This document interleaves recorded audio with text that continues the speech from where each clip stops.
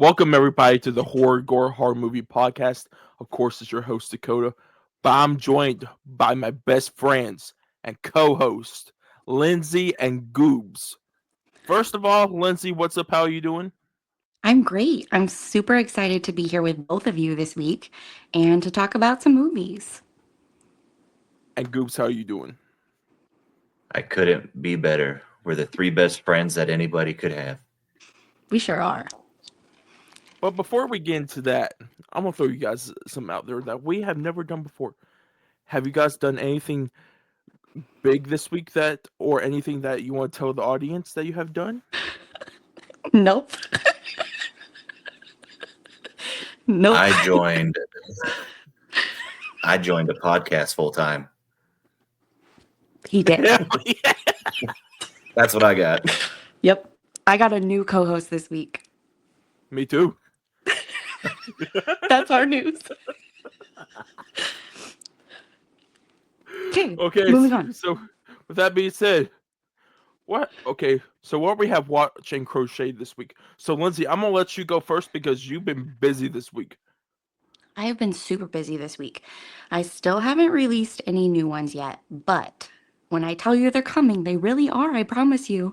I'm putting the finishing touches on 5 of them. So I'm hoping by Wednesday I can have everything photographed and listed and all of that. So be looking for that. I watched so many movies. I did a lot of rewatches for the list that we made, so I won't talk about those right now. Um, I watched Dog Soldiers, Hunter x Hunter, which was wild. If you have not already seen all of us post our reactions to that movie, you should definitely head over to Instagram and TikTok to look at those. Um, I watched Skinamarink, Daddy's Head, rewatched Circus of the Dead, and I upped my rating on it this time that I watched it. Uh, I rewatched Evil Dead 2013 twice this week. I only rented it once though, so I didn't pull a Colby. Um, I watched Frogman, and this isn't a horror movie, but it's one of my favorites, and Dakota also watched it, Forgetting Sarah Marshall. Dracula musical! That's my list. We need Okay. I guess it's technically though, it could be because like it's there's a vampire. Horror related, horror adjacent. True. Goops, what have you watched this week?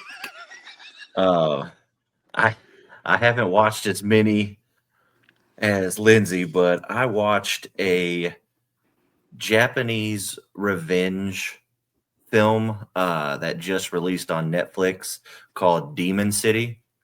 That was pretty sweet. It had a lot of really cool action sequences, and it got pretty brutal. If you like I Saw the Devil or Kill Bill, you'll probably like that one.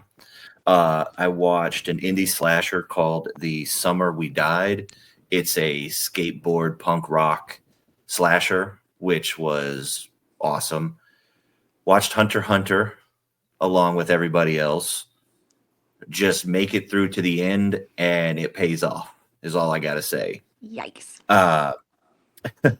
I watched this thriller kind of dark comedy called Crumb Catcher on Prime. It wasn't that good. Characters were really unlikable, so I wouldn't waste your time on it. I just watched a movie called Bloat, which just came out this year on Prime. You got to rent it, but it's about a mom and her 2 sons go on vacation to Tokyo. Their dad is stationed somewhere else, so it's done in the screen lifestyle, like missing and searching. So everything's done through web calls and everything. So it's pretty cool. It touches on a little bit of Japanese folklore and stuff like that. So it's pretty cool. Not the best, but definitely not the worst. And then we watched House of Wax last night, which was always a fun time in the group chat. And I finally watched Hard Eyes, which I enjoyed. It was definitely more rom-com than I thought it would be, but I wasn't mad at it. For sure.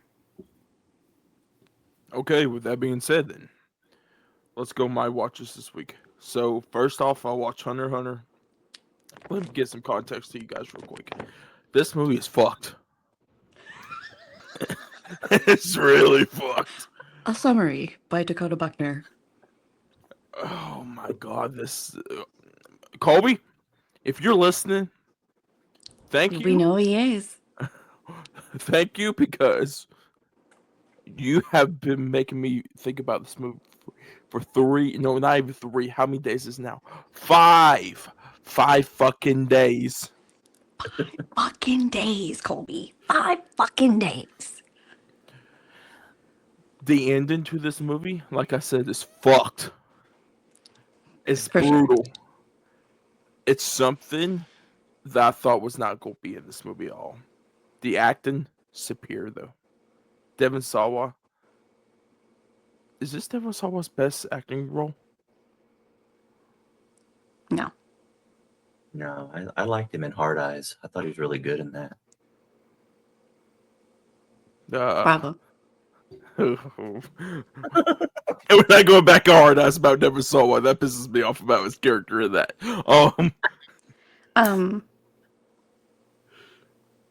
Yeah, go on. Okay. But really good movie. It's on Shudder, so watch it if you guys haven't yet. Then, for the 3rd anniversary of this movie that was released back in 2022 on March 4th, 2022, I rewatched The Batman. The best Batman movie of all time. Sorry, Lyndsey.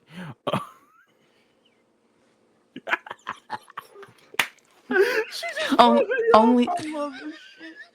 only the people who watching the video will see that. Now break me. I think he. What the fuck? He broke my earbuds.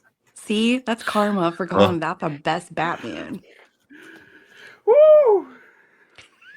Great. I love how you just like.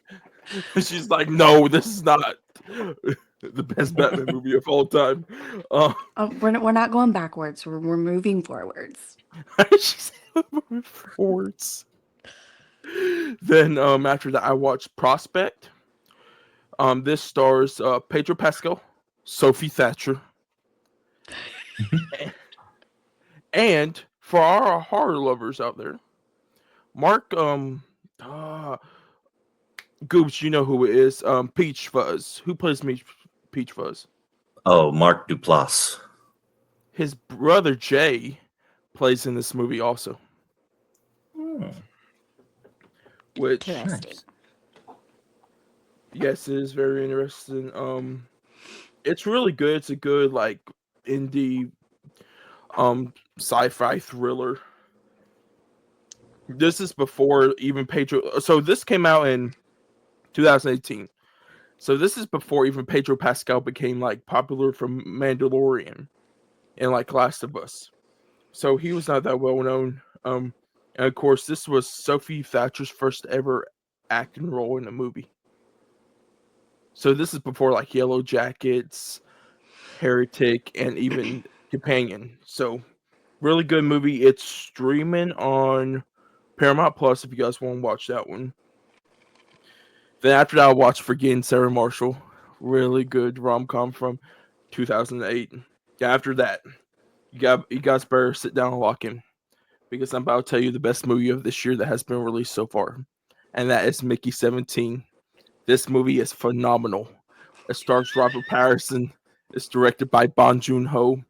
Of course, Bong Joon-ho directs a horror movie called The Host. Haven't seen it yet.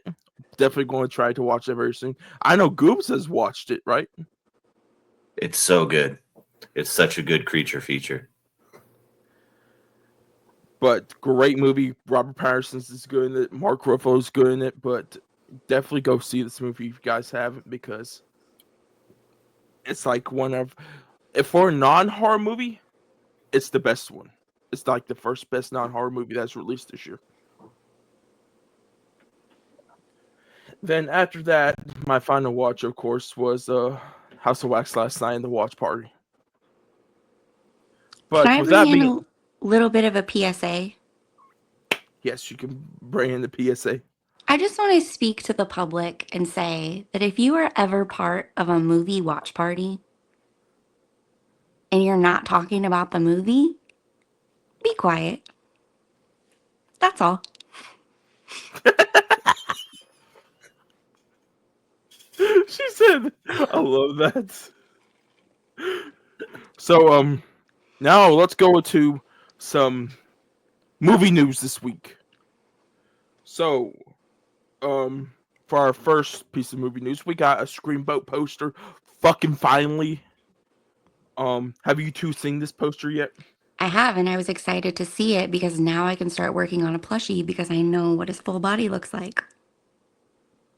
Yes. I can't wait for this.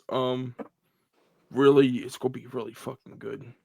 Hmm. I think I already know. Then our second piece of news, Zach, I think it's Krieger, who directed Barbarian.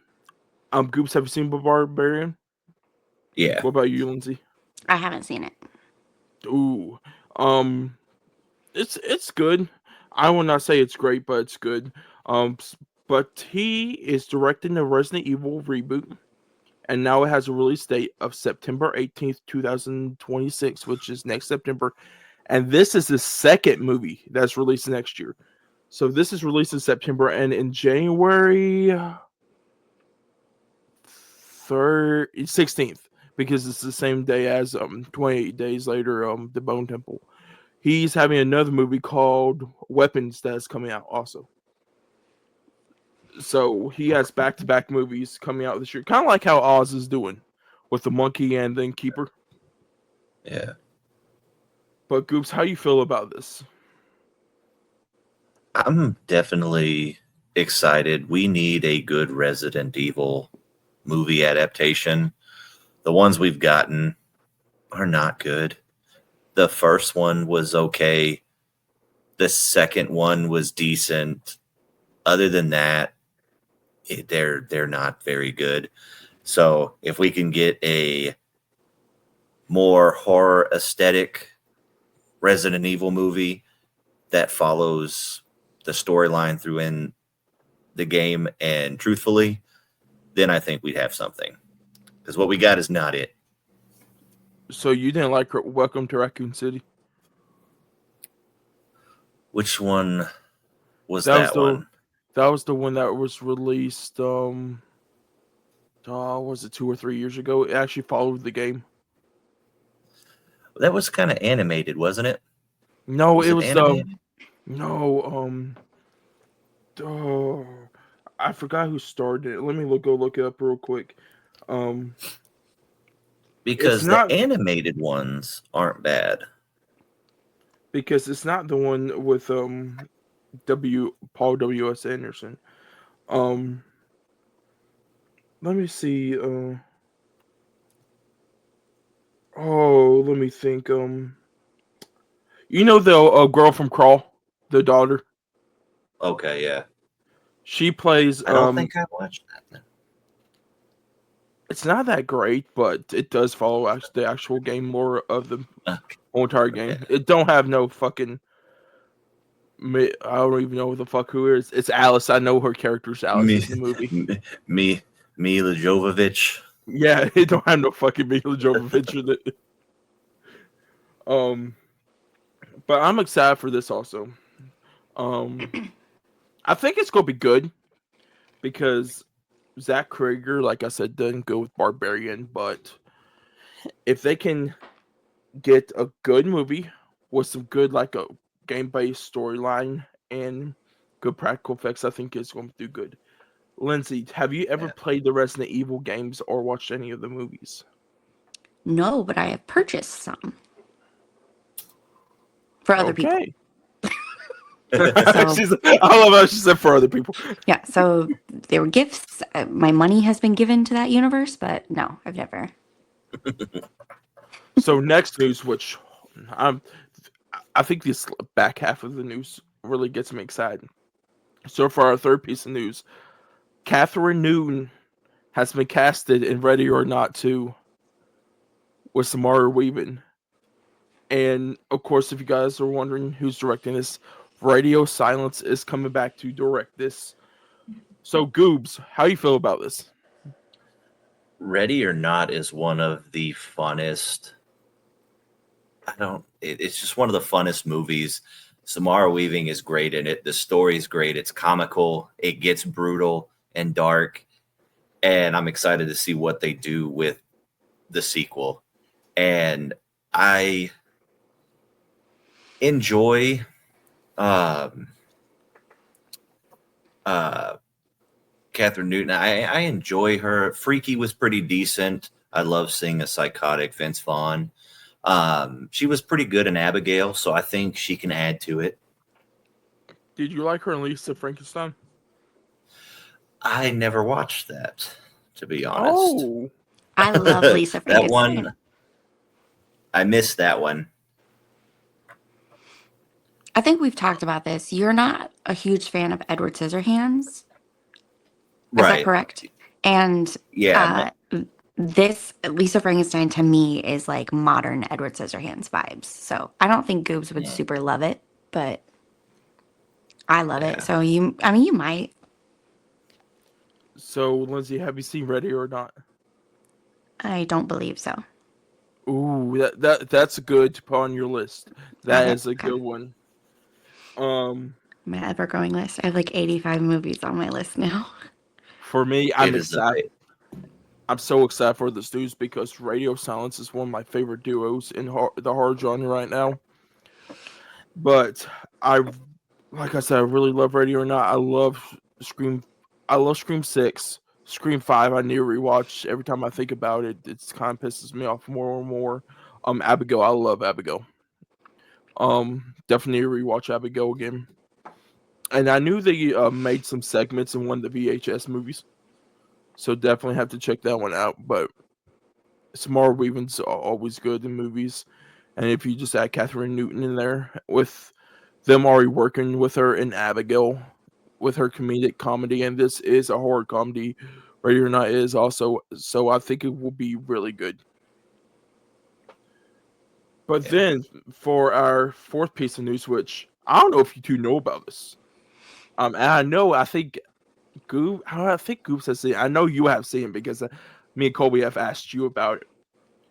Amanda Seyfried was asked. They have always been asked for the past couple of years. Her and Megan Fox have always been asked, is there going to be a sequel to Jennifer Bodies 2?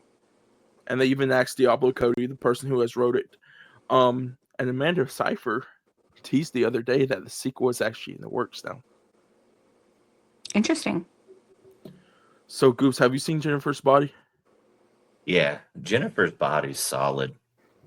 It's a good one. Do you think they need to make a sequel?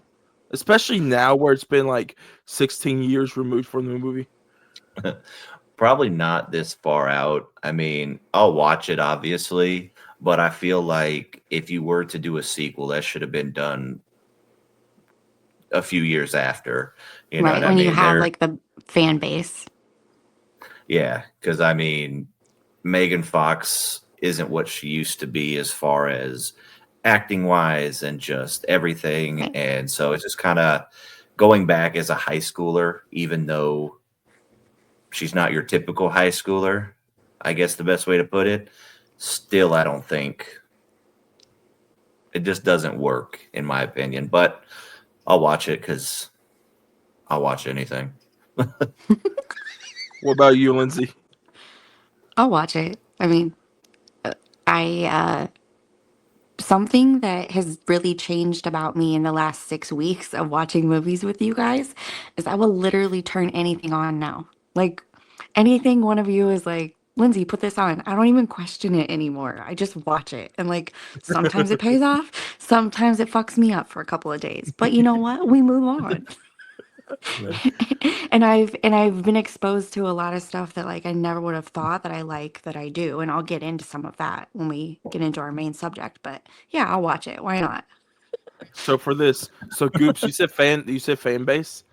The fan base didn't get this movie until like 5 to 7 years ago. When this movie came out, everybody hated it. Yeah, like I it can because see became a why. cult following later on.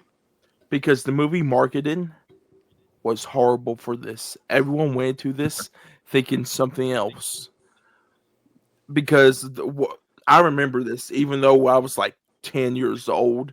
I remember the marketing for on the TV. They pushed a lot of Megan Fox in this because it Yeah, was around the time like with her being big, like in Transformers and all that, and she was like in her, I think to early 20s. So every guy knew who Megan Fox was. So, yeah, and as we have seen, Jennifer's Body is not. It's a. It's not really a guy movie. It's not for one like the frat bros who's going to go out and be like, "Oh, Megan Fox is in this movie," and that's what they were yeah, marketing as. And that's why I think if they have found out that now there's a audience, which I think they really found this out because um not Jennifer's Body, but Lisa Frankenstein is in the same universe as Jennifer's Body. okay, So they have found out, I think, even though Lisa Frankenstein did not make that much money in the box office, but did good on the streaming numbers, they know that people still are into these type of movies and this universe. And everyone still talks about Jennifer's Body to this day, okay, which I think Megan Fox won't be in this one because after the first one, I think they're going to do it more with Amanda Seyfried. yeah, I think it could be probably a time jump, which would be very interesting. But that's if it ever gets off the ground. They've been saying for right, years that they've been wanting to do the sequel. yeah. But then for our last piece of news, I'm gonna leave it to you two because you have actually seen the first Uh-huh. movie. So we got a teaser to Frogman 2, Frogman Returns. I really about said Frogman. Frogman. I really about said Frogman like fucks again or something like that. But I mean, She he would be proud of that does. one. I mean, he does. Fuck. Yeah. I just watched Frogman the other night for the first time. And uh yeah, I'm excited I, for a second one. have you seen the trailer to this, Lindsay? No, not that I haven't. oh, I know Goops asked how I, you feel about the teaser. I posted a reaction video right when I saw it came out. I posted a reaction video for the teaser trailer for the second one. Frogman made my top 10 last year of Yeah. 2024.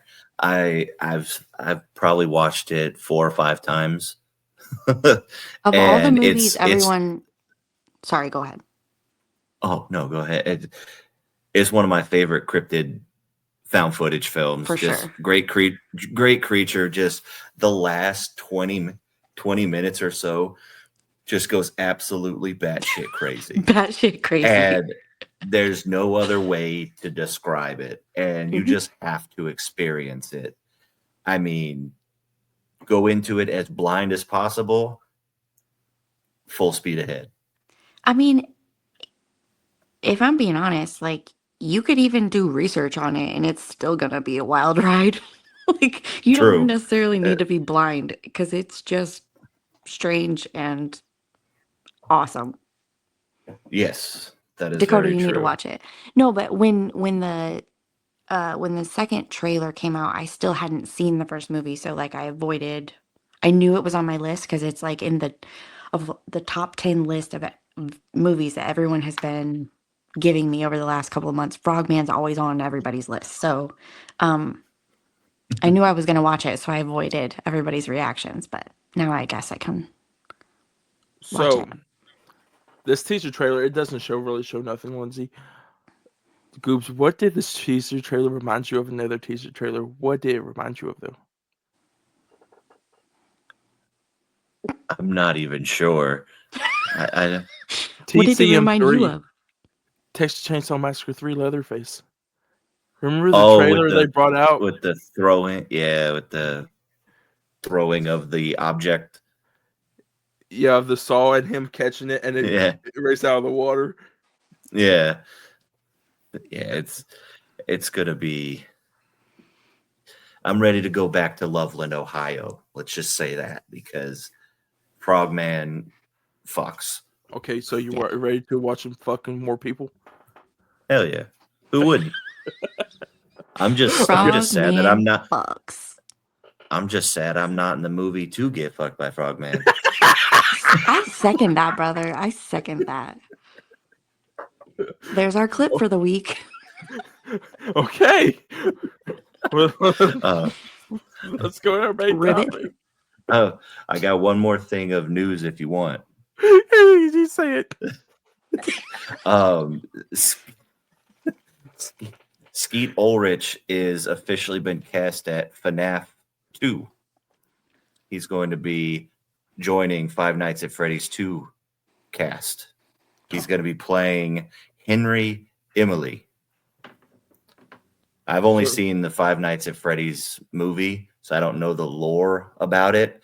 But Matthew Lillard and Skeet Ulrich coming back in a movie, I'm all for. So I haven't played the games, but I know some of the lore from videos. Henry, I think it's you said Emery, right? Yeah, Emily, Henry Emily. He's kind of like William Afton's psychic in this. Well, you know, it's weird because it's the reverse roles of like Billy and Stu. You know how Billy was the main ghost face and like Stu was the psychic. It's like William Afton is the main guy, while Henry Emily's kind of like, I think that's who caught the little brother in the first one. I think he catches the kids while William Afton like actually kills them, the little kids, like in the little contraptions. Yeah. I'm excited. I like I said, I've never played the games. I just know that I enjoyed the first one, and I'm excited to see if they go even further and harder for the second one. I hope they do rated R. I hate the PG-13 shit that they don't with the first one. I would love a rated R for sure. But now let's go into our main topic of this week. So let's talk about movies that made us into horror fans. So how we're just going to do this is we're just going to go one by one, pick a movie, talk about it. If we want to chime in on it, also we can. So, Lyndsey, were you the newest horror fan to Horror Talk and the podcast? World. Technically, I was about to say the world. The world. You can go first with your first movie. Okay. My first movie is actually ties into how I got introduced into this group. Because this was the first movie recommendation that Colby ever gave me. Actually, his very first one was Circus of the Dead, and then I told him I didn't like blood, and he was like, "Okay, hold up, maybe not." So my first one is Hell House LLC. He recommended this. I told him I like to be scared. And he was like, okay, well, this is going to scare you. And it did. This introduced me to my weird love-hate fascination with clowns. This introduced me to my love of found footage. The whole movie, or the whole series of movies, you feel like this is your group of friends. It feels like it's our group of friends. And they're just spending time together doing something that they love, and shit happens. And I won't give too much away because our co-host Dakota owns them but has not watched them. So is that why you went off camera? But yeah, I think that's all the notes I had to mention about that one. But that was my first kind of jump into stepping outside of what I normally watch, which was just mainly monster movies and ghost movies. So yeah, I in the 8 or 9 months we have been friends, I have rewatched these 4 or 5 times. So I love them that much. They are terrifying. Yeah. They are genuinely frightening. And like in a simple way. They're not super complex. It's not like there's not a lot going on, but it's just effective. Terrifying. Yeah. I agree. So, Goobs, what is your first movie on your list?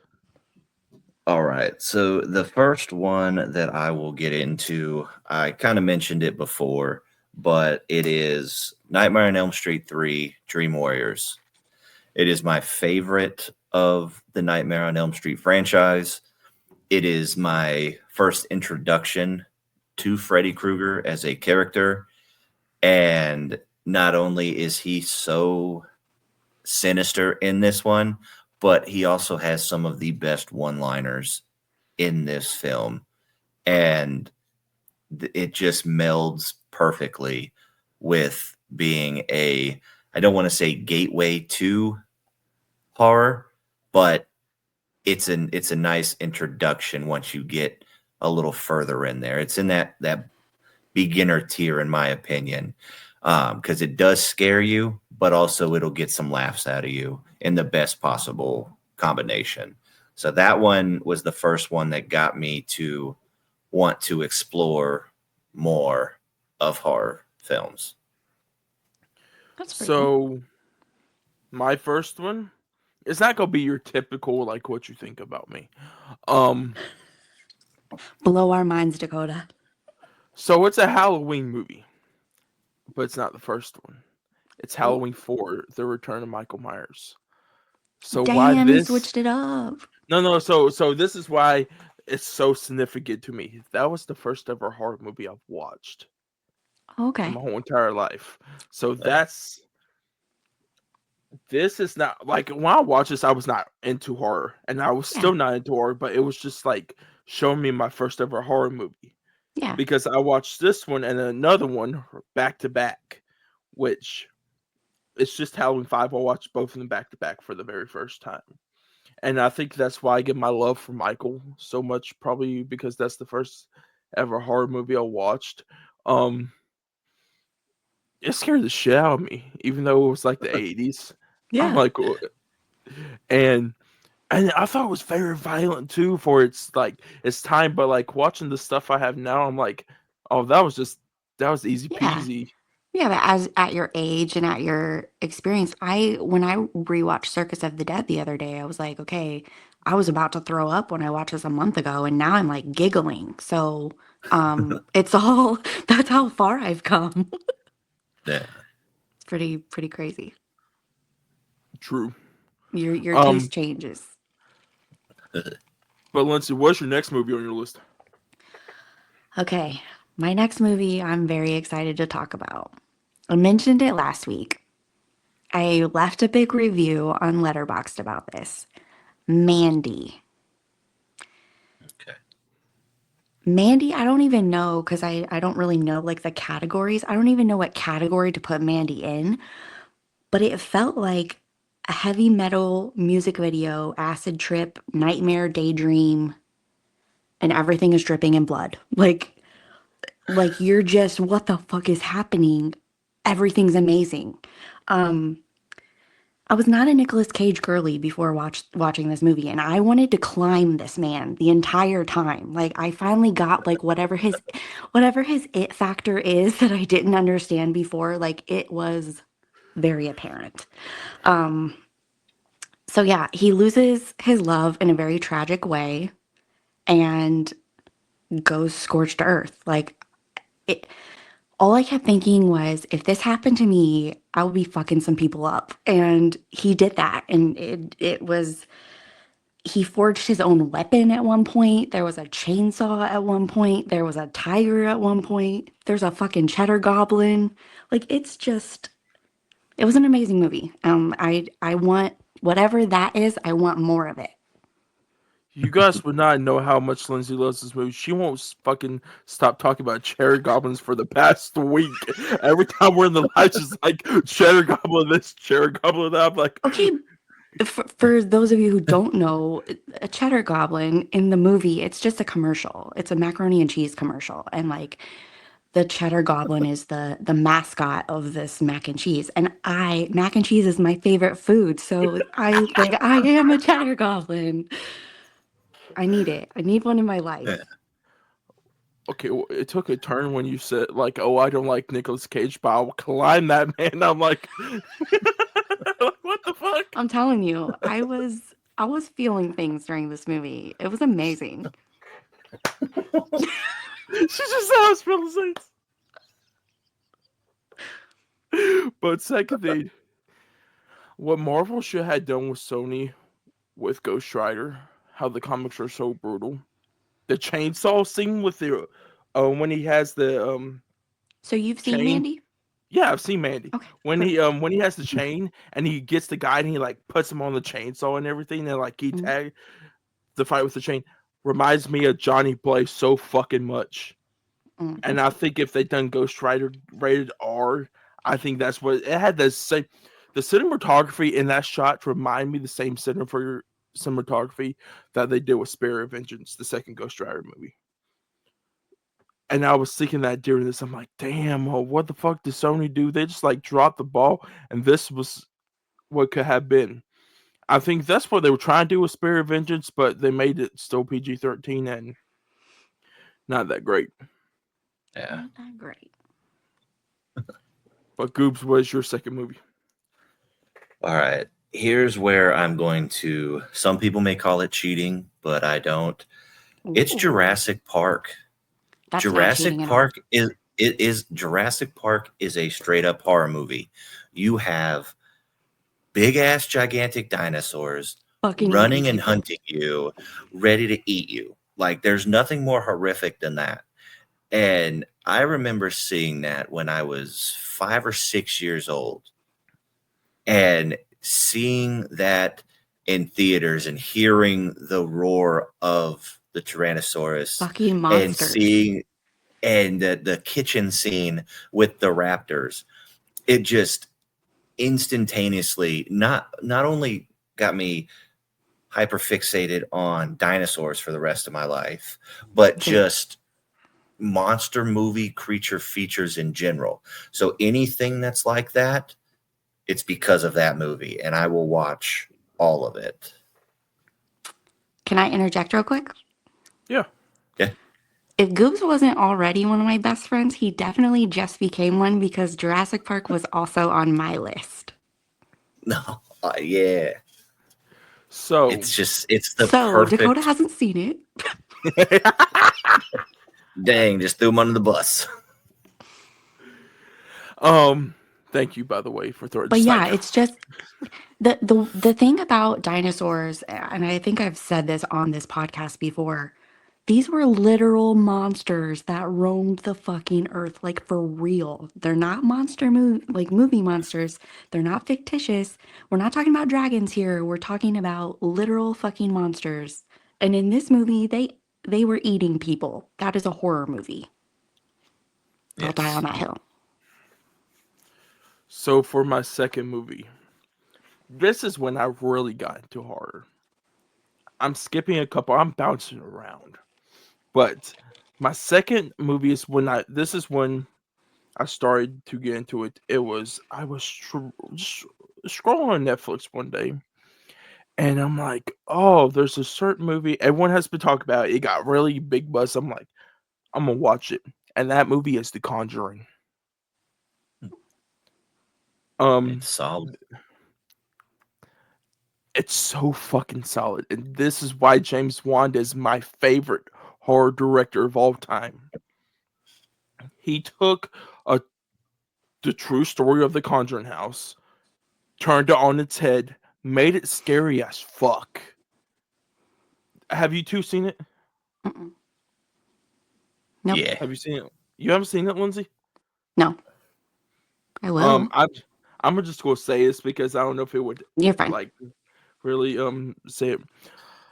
Goobs, you know when they're in the attic or under the house and the mom is down there and she turns around and it's the jump scare?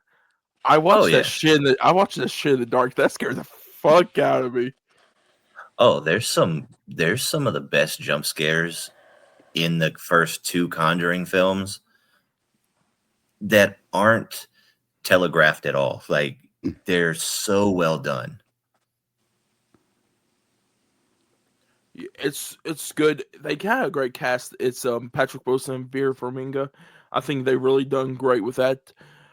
And just to think because for me as like just getting to like back into really into horror, like I watched some movies here and there that were horror movies, but know that this one was based off a real house with like that was really cursed and had like cursed objects in it. It's really freaky Yeah. Oh to yeah. think about that.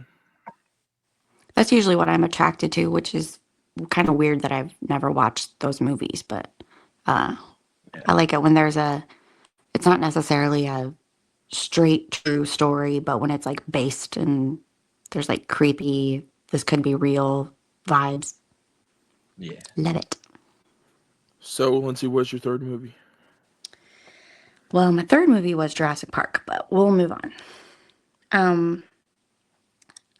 Another movie that we watched in the Discord that I fell in love with was Slither. This movie taught me that I like a lot more gross shit than I thought I did, because I loved all of that. It was ooey, it was gooey, it was slimy, like nasty, but it was fun. This is a horror comedy, which I already knew I was a fan of horror comedies, but this really was like, there were funny parts, but it was mainly just kind of gross. Like, it wasn't violent. And I think that is what I'm learning. And I've said this before, it's not the blood and guts that grosses me out. It's when it's brutal, when it's violent, when it's like too much action going on. Unless you're Nicolas Cage, like mowing down alien monster demons, then it's different. But this one, it was, I don't know. It opened up a new, I don't even know where I would go from here, but I would like to watch more like Slither. Like more body horror? Yeah, it sounds like you're getting more into the body horror and Yeah. stuff coming out of orifices. Lyndsey, a good body horror I think you would like is The Fly. Okay. I mean, that's definitely on my list. It has been for a long time. And it has Jeff Goldblum in it, so you can't Love it. hate it. Can't hate it. I might watch that tonight. Hell yes. Goose, what is your third movie? So I would say the third movie is, a lot of people don't like this director. I happen to be a fan. It's Signs from 2002. M. Night Shyamalan, Mel Gibson, Joaquin Phoenix. Have you guys seen this, Signs? I saw it a very long time ago. I'm just gonna walk Yes. myself out, I guess. Because I have seen But it. so there is a jump scare in this film that every single person my age will know. When you mention this movie, they always mention that scene. It terrified the absolute shit out of me. It's an alien invasion movie, and it's got great performances. Like I said, Mel Gibson, Joaquin Phoenix. It has an emotional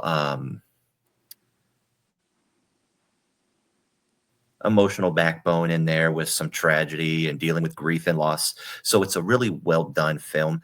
But I'm telling you, the aliens are so fucking scary. And that one scene in particular, it gets me every time. And I know people that watch this episode that have seen it will know exactly what I'm talking about. If you know, you know. So I haven't seen the movie, but I know the jump scare you're talking about because I hear everyone talking about it. Jesus Christ. And I've seen the picture of what the jump scare is, just the picture of it, and it's fucking terrifying. Yeah. It's actually fucking terrifying to think of that. Yeah. But for me, my third movie, I'm going back from The Conjuring. It'll be The Conjuring 2. After I watched The Conjuring, I watched The Conjuring 2. The Conjuring 2 is the best Conjuring movie in the whole entire franchise. I like that one. It does something different. It makes phallic fucking scary. Not like I haven't seen the two movies, but I heard they're both terrible and make her not that scary. Yeah. But this made her scary. Like there was moments like I had to turn down the volume. It was that funny. I know, Lyndsey, you haven't seen The Conjuring 2, right? Okay, it's okay if I say this jump scare. You're fine. Also, I'll still watch it. Goobs, you've seen it, right? Yes. You know the painting scene? Oh, yeah. Yeah. That scared the fuck out of me. ridiculous. Like I said, the Conjuring 1 and 2 have some of the best written jump scares and executed jump scares that aren't like telegraphed or anything like that. They're terrifying. But damn, it's so good.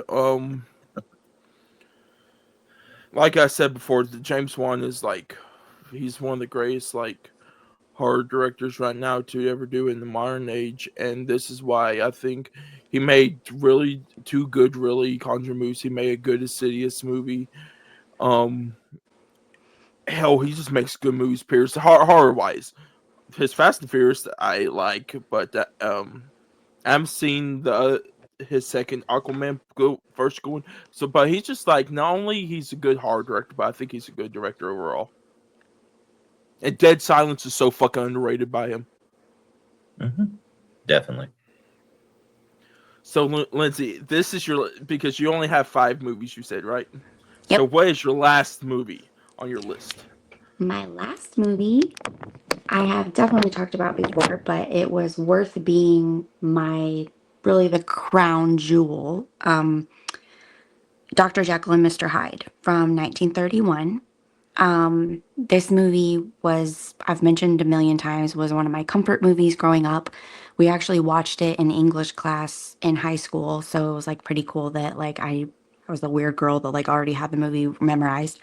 Fun fact, this movie came out a month after Frankenstein, which we all were introduced to Boris Karloff with Frankenstein, but actually Frederick March, who played Dr. Jekyll and Mr. Hyde, won the Oscar the next year for Best Actor, and he was the first horror movie. It was the first horror movie to win an Oscar, and he won that playing Dr. Jekyll and Mr. Hyde. So not only was it my comfort movie, it's actually like a pretty big movie in the horror world anyway. Yeah. But so yeah, it's definitely there are some really cool POV shots for the time. The lighting is crazy, like the transitions when he turns from Dr. Jekyll into Mr. Hyde, like it's just amazing. The makeup, and this is, you have to think 1931. This is before CGI. This is before any sort of like crazy foam prosthetics. It's just makeup and paint. And they did like lighting tricks doing like red paint and green paint on their faces because like it didn't show up on black and white cameras. But it like made the shadows look different. So just like learning all of the movie makeup tricks from back in the day, like that's always super fascinating to me. And I rewatched it the other night and was blown away by it again. So if you haven't seen this movie, I highly, highly recommend it. It's yeah, just it's a good movie. Go watch it, Dakota. Goose, what is your 4th movie? My 4th movie, which it kind of reinforced just the love of horror movies and just the thought of just being scared. And that was 1996 Scream. And that movie has such a cultural impact. That's because it revitalized. Hell yeah. It revitalized the slasher genre. It brought a whole new icon that is still relevant to this day, and it had just this feel when you're a teenager. I remember going to the video store and seeing that cover with the knife coming down, and it's just so good. And I remember renting that videotape, and it was legitimately terrifying, and just has stuck with me as one of, if not one of my favorite franchises in horror ever.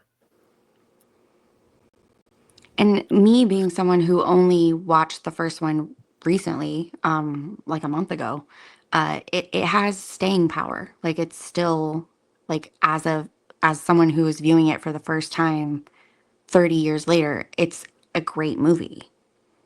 Oh, and it's definitely. it's not just a great movie because like you have the connection to it from a long time ago. Like it's still a relevant, great movie. Yeah, I think so. You're right. Scream does. I think the first two Scream do. I think Scream One really redone the slasher genre because it was the goofy, silly thing of like, oh, like Chucky being silly, like the Leprechaun was out at that time. Freddy became silly and goofy, and Wes Craven. It's so funny because Wes Craven made Freddy Krueger, and Freddy Krueger became a comedic joke, right? And then he brought the seriousness back with Scream. So Mm-hmm. his own creation that made the slasher genre look like a joke,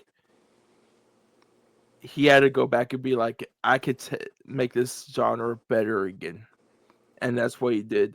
Even though there were some comedic moments in that, it was just, I think, because the whodunit genre, slasher genre, kind of is like oversaturated now, and I Yeah. think it was like a fresh breath because nobody done that before.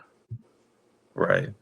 Because it was like, because you always had your mystery horror movies like back, for example, back in like the 1930s and 1940s, like with that, like Dr. Jekyll, Mr. Hyde, like for example, like you didn't know who Mr. Hyde was until you find out it was Dr. Jekyll. And with Scream, it brought that Mm-hmm. mystery flavor back into it. Like you didn't know it was Stu and Billy until the very end. Right. Yeah. But then for my fourth movie, it's a movie that always gets mentioned on here about every week, Oh God. and this is Halloween Look, Kills. I knew you were gonna do it. I knew it. Yeah. This movie, to be honest with you, I went to go see 2018. I'm gonna give you guys a little backstory. Why I went to go see 2018 is I was doing a college project. We were basing off the box office numbers, and like it was something else between Friday the 13th and Halloween. And around that time, it was perfect because it was like that week or the next week, Halloween 2018 was coming out.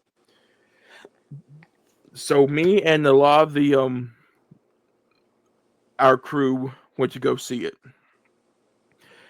and like one of my group mates, they texted us the night before, and they're like, "Oh, this movie, like, it scared the shit out of me. It's fucking Mm. brutal and everything." And I'm like, "Okay, I'm gonna go see this." I told mom and dad, I'm like, "We gotta go see this tomorrow." They're like, "Okay." So me, mom, dad, my brother, and my aunt, we all went to go watch it, and it just amazed me what David Gordon Green did with that movie and bringing Michael back and scary. Like I know Rob Zombie did it, but that's like Rob Zombie's Halloween, like what Yeah. he made it, what he wanted. But like the Michael we remember, like the 1978, like the last rendition of that we got is like when Busta Rhymes kicked the fuck out of him and made him look like a joke. But this made Michael scary again. Make Thinking Michael that like scary again. a 50, like a fucking 60-year-old man going around killing people and like having no resistance to anybody, that's actually pretty fucking scary a little bit.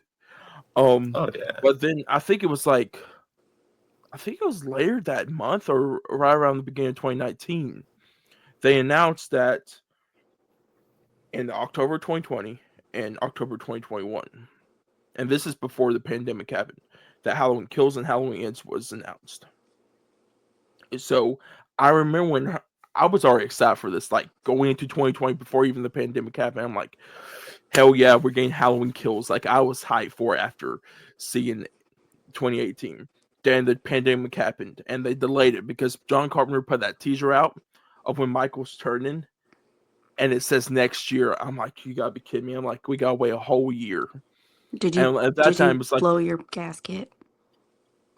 not both my guys. I was really pissed though.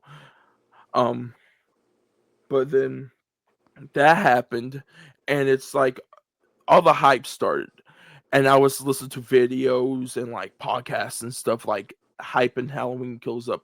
Like I remember the trailer.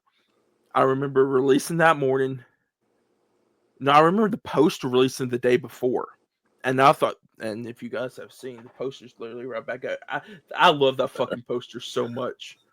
You love I this was, movie so fucking much, buddy. I do. Um, the poster was amazing. That it was like that night because I think it was supposed to be.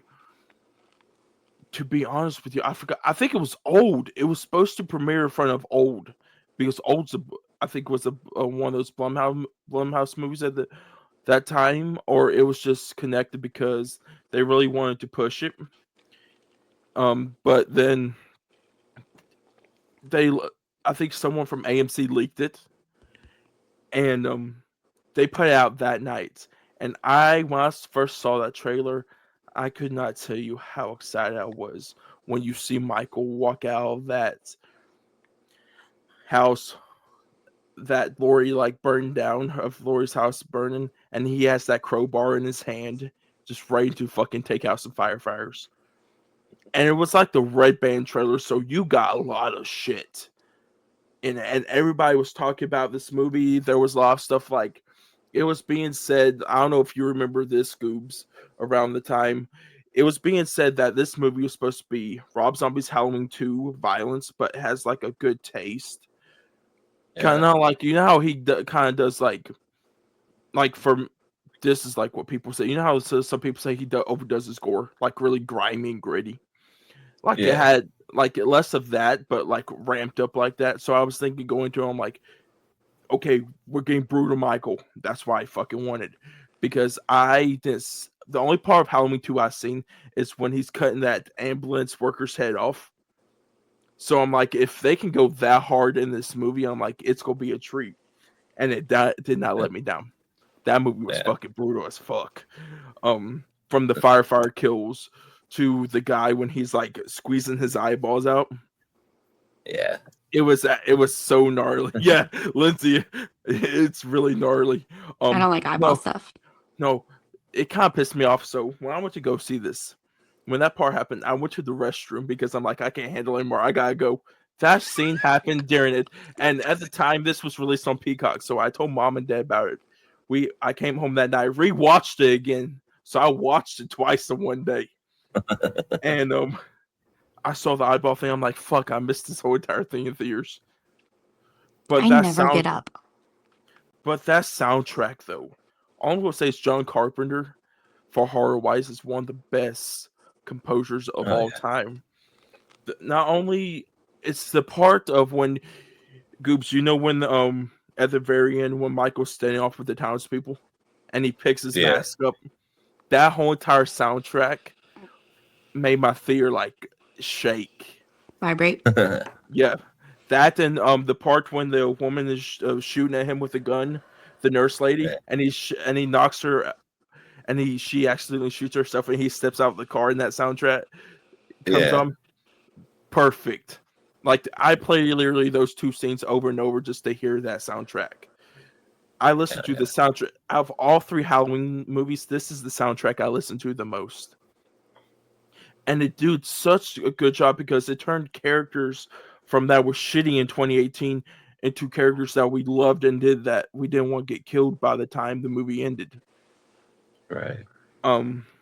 But damn, I could probably talk about this movie all day, but I don't want to go that far. But it's so good, and if you guys haven't seen it, I would say go watch the extended cut, like the director's cut, because there was a totally different ending to that movie, which I kind of wish they did the trilogy they wanted to, except what we got with. I like it, like I like ends, but I really wish that they kept track of what they wanted to do with their full vision when they started this after 2018 when they were going forward. It would have been such a treat, probably. Yeah. But Goobs, because Lyndsey has already went through her movies, what is your fifth movie? So my fifth movie is going to be, I'm going to cheat a little bit because I am such a found footage fan and it's my favorite subgenre of horror. And what kind of planted the seed, I guess the best way to put it, was the first Paranormal Activity movie from 2007. I remember the hype behind it, and going into the theater, it almost felt like a student project. Like this is just some college kid trying to make this film for his final or something like that. But Mm-hmm. it was one of the scariest things ever to me. And seeing the ending of that movie on the big screen and just the way that it brought a whole new style of filmmaking that I really appreciate and really love. I know a lot of people don't find found footage effective, or some people don't even find it good filmmaking. I fucking am the complete opposite. I love it when you can just do a minimalistic thing and make it feel so raw and real and get you so tense. I'm all for it. And that whole franchise, I love. I know some of them aren't as good as others. And shout out, my favorite one of the franchise is number 5, the marked ones. That one is fucking amazing and so underrated.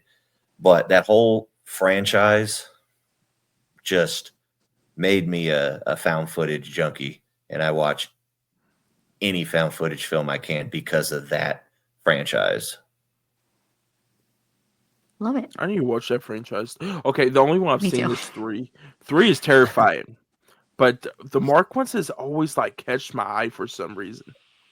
Dude, it's so underrated and so good. And what's weird is that's directed by Christopher Landon also. Oh, I didn't know that. It's great. So, for my 5th movie, there's gonna be a couple more after this, but I always think about something. And this one, I've been thinking about for the past 30 minutes. So, when the hurricane hit us, it was a really depressing time because like we're still going through like the impacts of that.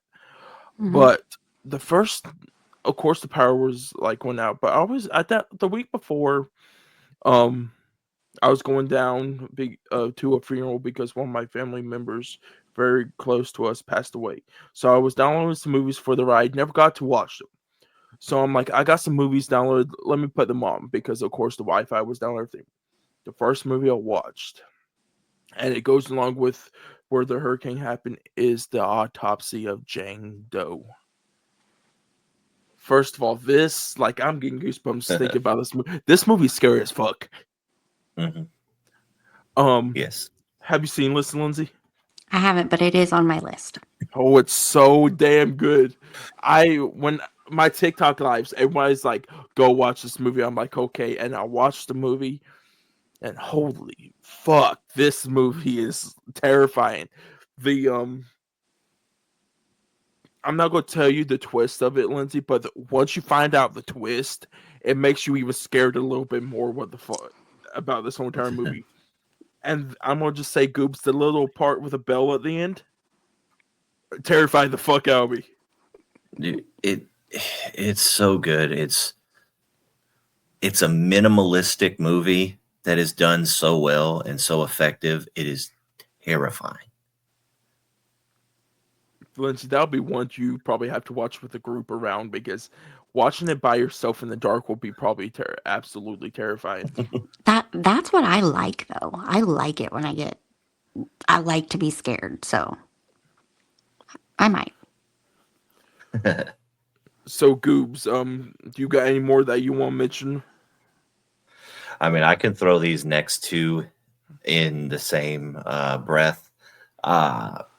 The last two I have are Shaun of the Dead from 2004. Love it. It is my favorite horror comedy ever. It's one of my favorite zombie movies ever. Simon Pegg is like my favorite person ever. Mm-hmm. And it just, that movie, I had to have my sister take me to the theater to watch that movie in 2004 because I wasn't 18 yet.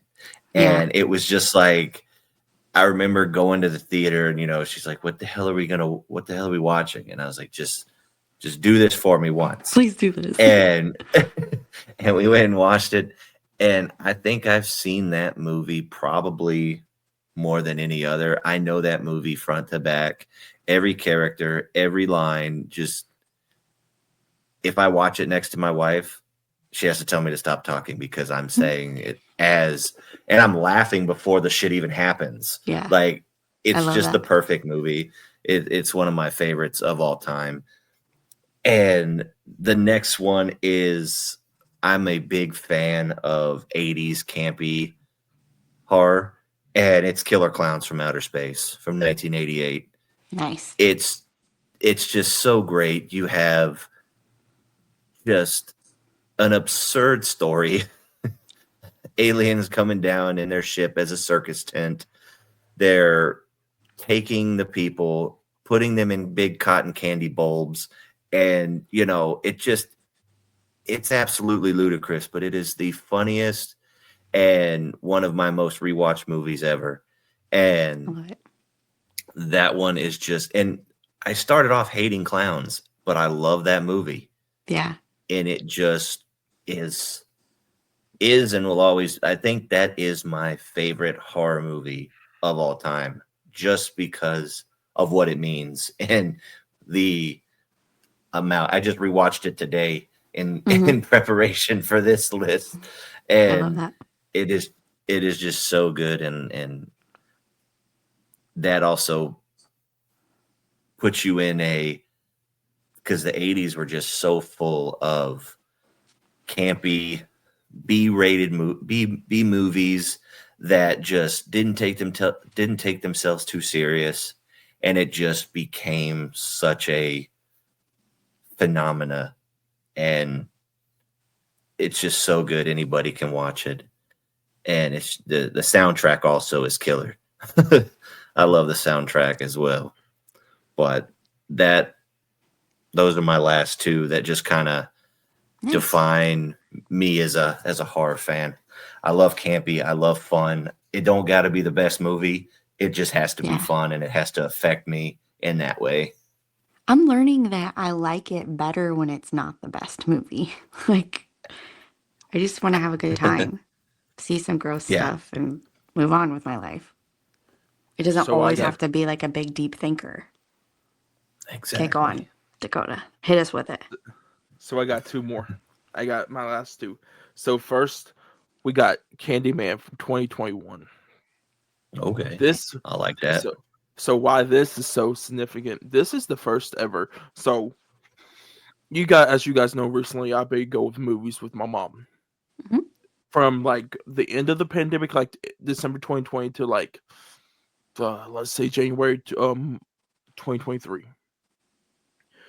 I always went to the movies by myself, but this was the first ever horror movie I watched by myself, and I was in the theater alone. So just taking it in, and it was like one of the small theaters too.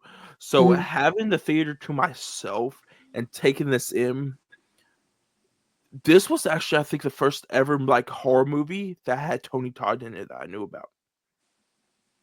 And seeing, even though he's like right at the end, to just take that performance in was so amazing. But Yahya Abdul-Mateen II was so damn perfect in this movie, playing his rendition of Candyman. It's violent.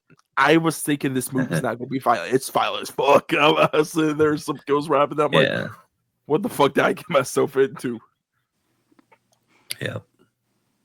But it's so good, especially learning the lore about Candyman, not knowing about it. And even though I haven't watched it, it always makes me want to, especially even like thinking about, makes me not only want to rewatch it, but watch the originals also for the first time. Yeah. I love that.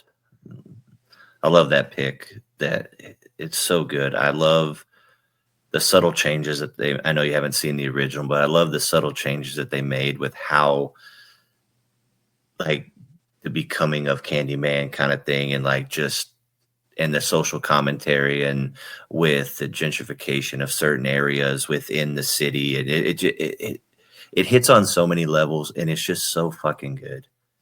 But the original is so phenomenal as well. The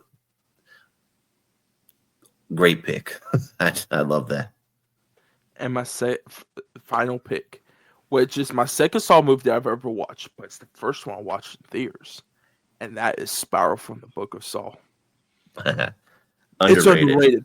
It's underrated. So a lot of people fucking hate this movie, and I don't get the hate for it because it's so fucking good. At one moment, it was my favorite Saw movie of all time, over the original.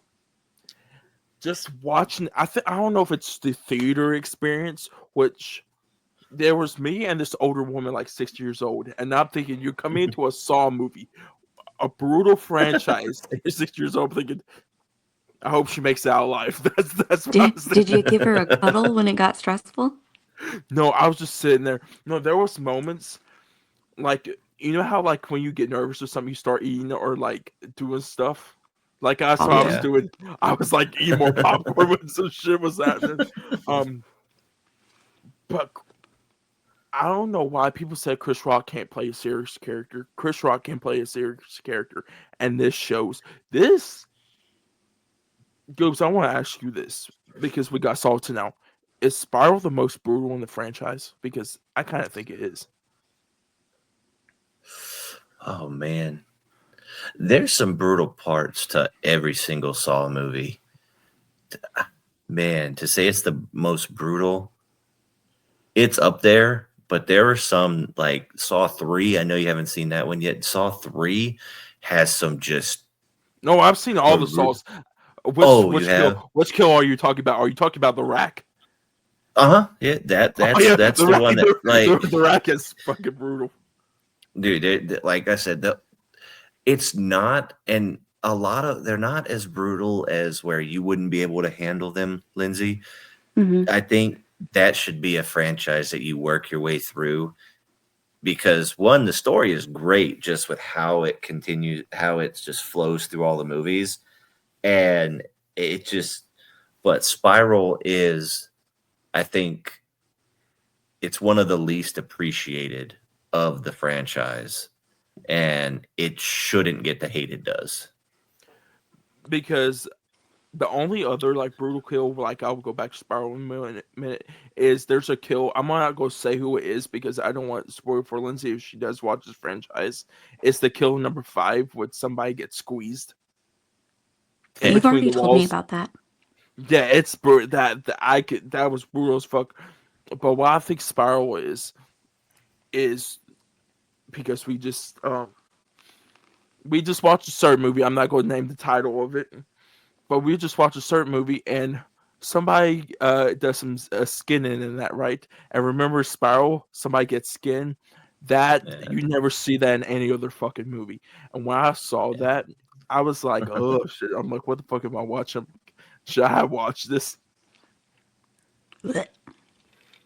Oh, it gets that I was not expecting that. No, I was talking about that other movie you were referencing. Oh no, you will find out if you ever watch Spiral. You're like thinking, holy, and like, you know how in the other movie it just shows you like a quick glimpse of it, like the aftermath in the other movie. Spiral shows the whole fucking aftermath. Yuck. Which that is my last pick for it, but. Lyndsey, do you want to close this out? I will. If you are listening for the first time, thank you for tuning in. If you are joining us again, thank you for coming back. I just wanted to say that the three of us are having a really good time together in general, outside of the podcast. We've developed a really close friendship, and we all three have personal goals on our personal social medias as far as like followers that we're trying to hit this month. So the best way that you can support all of us without spending a dime is to just go click on all of our social media links, give us a follow, share a couple of things to people who you think might be interested in a couple of things, and that is the best way that you can help us grow. So if you would love to do that, we would love you for it. And yeah. can't wait to hang out with you guys again next time. See you next Tuesday, right? Yeah. So, guys, with that being said, when you guys hear us next time, it will be next Tuesday. But, guys, with that being said, I'll see you guys next time. Bye. Bye.